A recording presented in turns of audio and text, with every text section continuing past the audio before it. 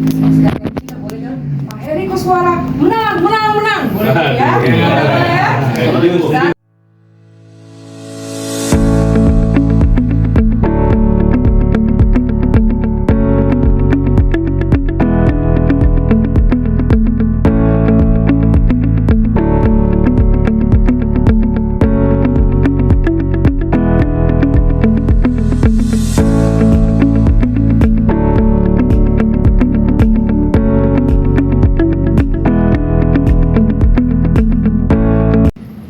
Assalamualaikum warahmatullahi wabarakatuh. Waalaikumsalam. Salam buat kita semua. Hari ini kita kedatangan rekan saya, calon pemimpin Kota Bekasi nomor urut 1, Bapak Heri Koswara bersama dengan Bapak Solihin.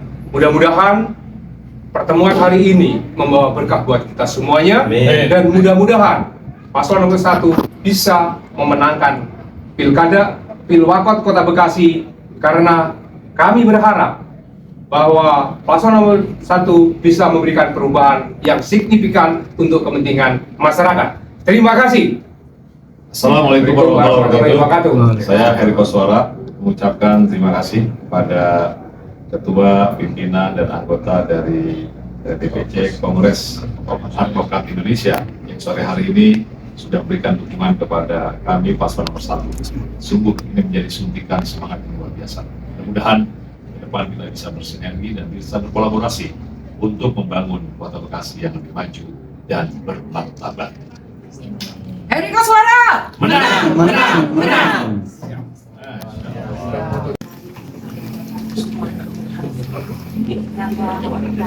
Kesempatan waktunya bersilaturahmi dengan DPC KAI di Kota Bekasi yang dalam ini ketua itu Bapak Haji Agus. Ini bersatu dan bersahabat. Bapak calon wali kota ini sampai Lebih dari 1-2. Baik, bismillahirrahmanirrahim. Assalamualaikum warahmatullahi wabarakatuh. Waalaikumsalam warahmatullahi wabarakatuh. Salam sejahtera untuk kita semua.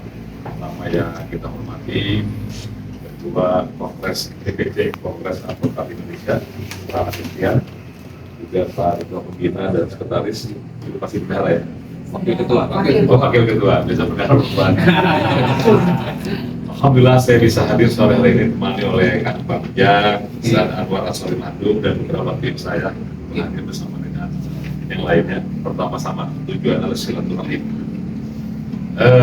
Tadi menarik ya, saya mendengar dari paparan sedikit daripada Ketua bahwa masalah hukum ini memang harus ditegakkan di dalam level apapun. Termasuk di antara 17 komitmen janji politik saya, Pak Ketua, ini salah satunya adalah bagaimana ke depan pengelolaan pemerintahan yang akan kita bawa, belajar dari pengelolaan yang sudah-sudah. Insya Allah kita akan, saya dan Kang Solihin bersama dengan good governance dan clean government.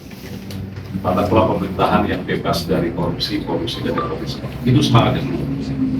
Walaupun tema ini tentu sebagian orang nyinyir, sebagian orang nggak mungkin, karena persoalan korupsi, kolusi, dan nepotisme di tataran birokrat kita ini sudah berjalan berabad-abad, bertahun-tahun.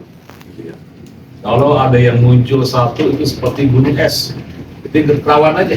Padahal yang nggak ketahuan di bawahnya begitu semua, kira-kira begitu. Tapi kita jangan berputus asa.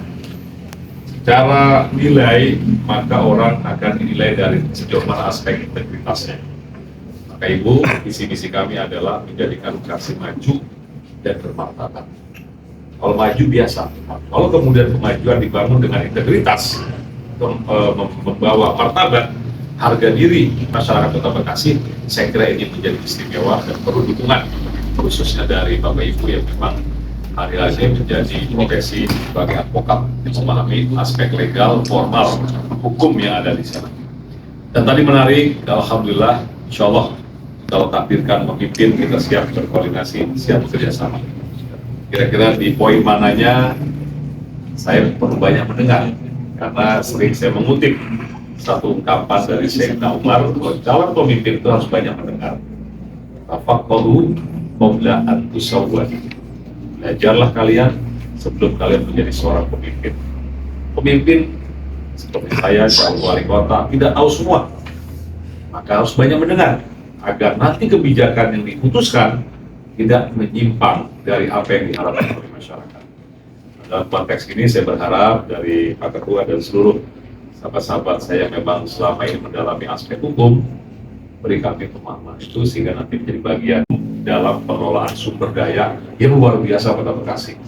6,9 triliun APD Kota Bekasi saat kemarin teman-teman Dewan ketok palu di APBD perubahan 2024. Saya kira semangatnya sama Pak, mudah-mudahan Allah memberikan titik temu untuk sinergi kita, sehingga depan Kota Bekasi tidak lagi diserang dengan stigma-stigma yang negatif, tapi kita mulai Bekasi ada kota yang sadar hukum, Bekasi ada kota yang belajar karena ada kampus negeri yang akan kita dirikan, dan lain-lain sebagainya. Saya kira itu pengantar dari saya. Assalamualaikum warahmatullahi wabarakatuh. Waalaikumsalam warahmatullahi wabarakatuh. Silakan Heri, sahabat saya, Ya, sudah. Pak Ketua. Assalamualaikum warahmatullahi wabarakatuh. Waalaikumsalam warahmatullahi wabarakatuh. Salam sejahtera buat kita semuanya. Puji syukur kehadirat Allah Subhanahu wa taala. Om Swastiastu, Namo Buddhaya, salam dan rahayu. Horas. Siap. Sampurasun. Sampai.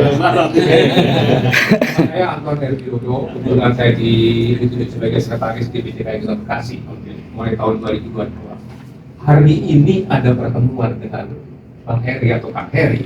Ini kan sesuatu yang kita tidak perkirakan.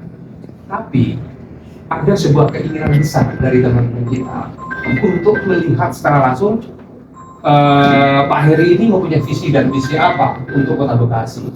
Akhirnya dari beberapa calon yang coba kita iniin, hanya calon nomor 1 yang merespon. Betul kan Pak? Ini kan sebuah bentuk kepedulian. Artinya calon wali kotanya itu mau datang ke sini, datang kepada rakyatnya, yang datang kepada rakyat yang dilaksanakannya. Di Kota Bekasi ini harus ada sebuah perubahan. Dari yang dulu kita tahu semua itu harus berubah. Saya berharap keluarga saya, kemarin itu saya nggak pernah pilihan. Istri saya mau milih siapa nggak tahu. Karena ya salah satu calon ya kita sudah tidak ini. Saya tidak. Tapi ketika Kang Heri hadir di sini, saya punya keyakinan. Dari Klikimpo, ya. Yang kebetulan Pak Anton juga sama-sama di kita. Ya, sebetulnya kalau menurut Kang Heri, prioritas apa sih sebetulnya yang paling akan dikerjakan ketika menang? Ini kan kalau kita ngomong di Kota Bekasi ini kan banyak hal ya, ada kemacetan, ada banjir, ada persoalan hukum, ada pendidikan yang belum tuntas. Nah, kira-kira ini apa nih yang akan dikerjakan yang paling prioritas? Karena orang mesti nunggu-nunggu nih siapa yang menang dan perubahan apa yang dikerjakan. Ya, silakan. Baik. Kami sudah melakukan 3 sampai 5 kali survei. Jadi apa yang nanti saya jawab bukan berdasarkan perasaan, berdasarkan survei. Kebetulan dalam program-program kerja pemenang kami dibantu oleh lembaga survei yang sampai hari ini belum mendampingi sampai selesai. Nah, di survei pertama kami di awal Mei dulu dan 3 survei berikutnya selalu yang menjadi persoalan terbesar di Kota Bekasi adalah mengenai lapangan dan kemiskinan itu terbesar. Sehingga di 17 komitmen janji politik kami salah satunya adalah akan menciptakan 100.000 lapangan pekerjaan selama 5 tahun. Kalau dibagi 5 tahun berarti 20.000 per tahun. Kami diskusi dengan Disnaker dan beberapa calon investor berapa kemungkinan jual pekerjaan yang bisa diciptakan. Bisa dari 20.000. Sekarang ini sudah berjalan sistem antara pendidikan dengan pihak ketiga yang berjalan, khususnya SMK ya. Mereka magang, kemudian mereka diserap, tapi itu belum maksimal. Itu ke depan kita maksimalkan lagi, kita perbanyak kuantitasnya, jumlahnya, sehingga akhirnya anak-anak masuk kerja dari bursa yang kita siapkan, lulusan SMA, SMK, bagi yang tidak kuliah, mereka langsung kerja. Tapi bagi yang dapat keleluasan rezeki, kita akan mereka kerja, mereka bisa kuliah, sehingga standar sumber daya manusia itu level tinggi. Sebab kalau cuma SMA itu berarti cuma menuntaskan 12 tahun wajar dinas SD, SMP, dan SMA. Itu yang pertama. Yang kedua, Terkait dengan lapangan kerja ini juga kami sudah berbicara dengan beberapa investor terkait dengan peluang pengelolaan sampah di Kota Bekasi. Kita ada 2 gunung sampah di Kota Bekasi. Yang pertama gunung sampah yang Bantar Gebang, itu sampah dari DKI yang ketiga. Kedua sampah masyarakat Kota Bekasi yang kemudian ditumpuk di TPA Sumur Batu. Yang menjadi masalah itu Sumur Batu selama ini kelolaan masyarakat. Ada beberapa investor yang akan masuk dengan nilai tender luar biasa 1,5 triliun itu jangan anggap kecil itu potensi. Kita nggak sampah sesuatu yang menjijikan, tapi buat pengusaha nggak sampah itu ini sesungguhnya asal bisa dikelola melalui cara teknologi modern apa yaitu biodiesel, energi biodiesel. Nah itu peluang yang juga nanti akan menyerap lapangan kerja. Yang ketiga, Bekasi ini akan dimasukkan menjadi bagian dari aglomerasi Kota Kabupaten Bekasi, Kota Depok, Kota Kabupaten Bogor, dan Tangsel. Terus Jakarta ada aglomerasi. Satuan dari beberapa kota yang digabung menjadi satu. Awal Bekasi ditarik masuk wilayah Jakarta, tapi Jawa Barat menahan. Oh enak aja. Bekasi itu dari 27 kota kabupaten hari ini menyumbang pajak kendaraan bermotor, PKB dan BBNKB.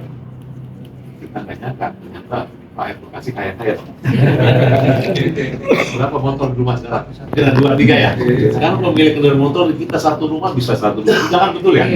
Pajaknya berapa? Itu terbesar se-Jawa Barat. Berapa yang disetorkan? 2,8 triliun. Prosentasi berapa? 70-30. Kita 30, provinsi 70.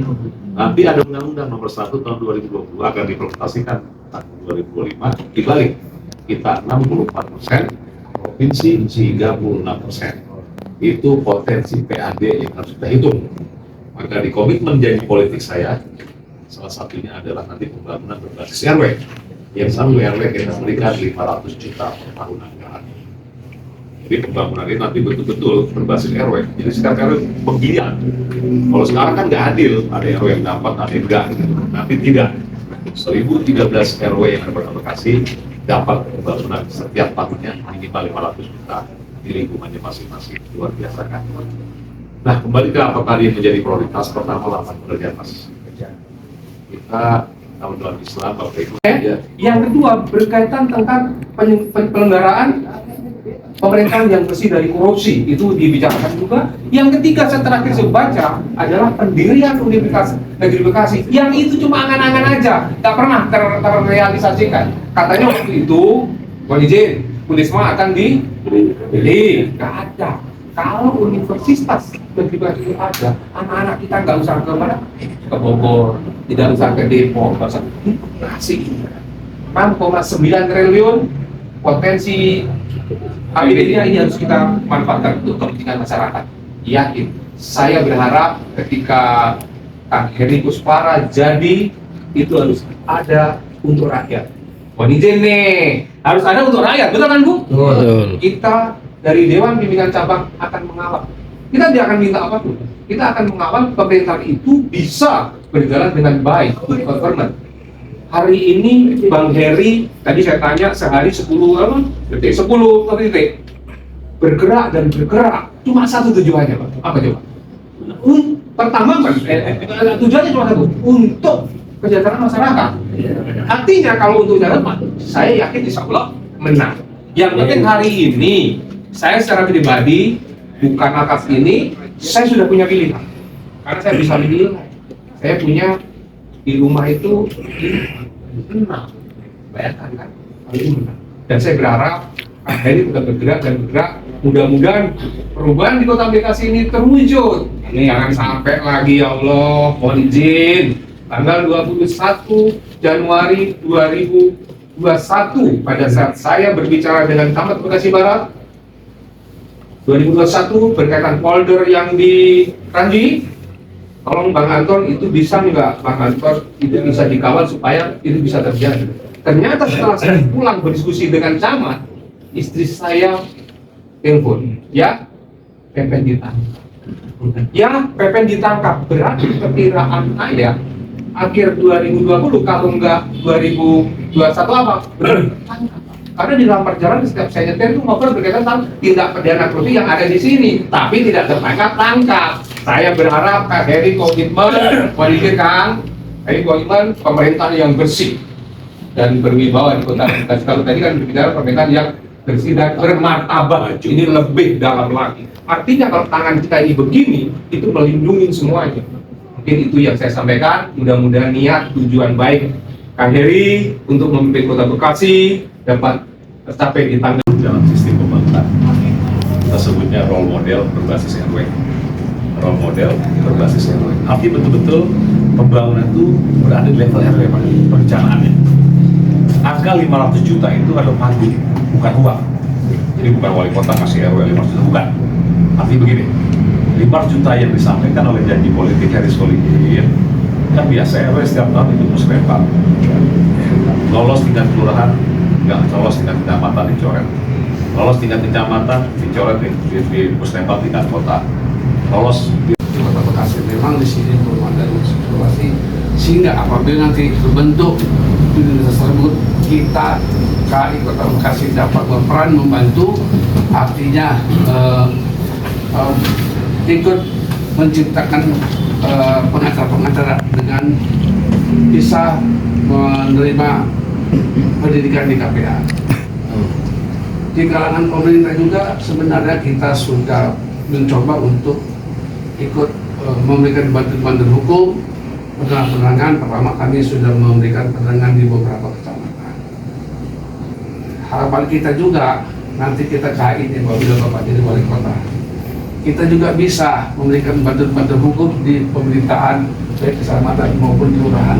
Artinya kita memberikan bantuan gratis kepada itu yang sangat kami harapkan, sehingga kadang-kadang begini, pemerintahan itu karena di sini ada dua organisasi yang besar sekarang, yaitu PRADI dan KHI.